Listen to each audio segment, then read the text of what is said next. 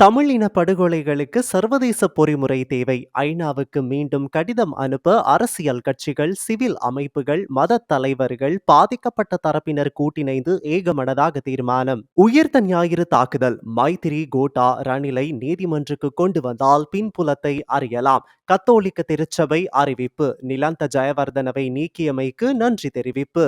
America அல்லாத வேறு நாடுகளின் சந்தைகள் தொடர்பில் ஆராய்கிறோம். அமைச்சர் சமந்த வித்யாரத்ன கூறுகிறார். ஸ்காட் மாரிசன் ஊடாக ட்ரம்புடன் பேசினால் வரியை குறைக்கலாம். பொருளாதார நிபுணரும் சர்வதேச விவகார ஆய்வாளருமான இம்ரான் ஃபுர்கான் கேசரிக்கு விசேட செவ்வி. யாழ்ப்பாண மனித புதைக்குழி திசாநாயக அரசாங்கத்துக்கு ஒரு சோதனை. இது தொடர்பில் வெளிவந்துள்ள பல முக்கிய தகவல்களை அறிந்து கொள்ள இன்றைய நாளுக்கான வீரகேசரி நாளிதழின் மின்னிதழை வாசிப்பதுடன் மேலதிகமாக இணைக்கப்பட்ட பக்கங்களில் வெளிவந்துள்ள முக்கிய பல செய்திகளை mypaper.lkஐ சப்ஸ்கிரைப் செய்வதன் மூலம் படிக்க முடியும். இது உங்கள் வீரகேசரி, எங்கேயும் எப்பொழுதும்.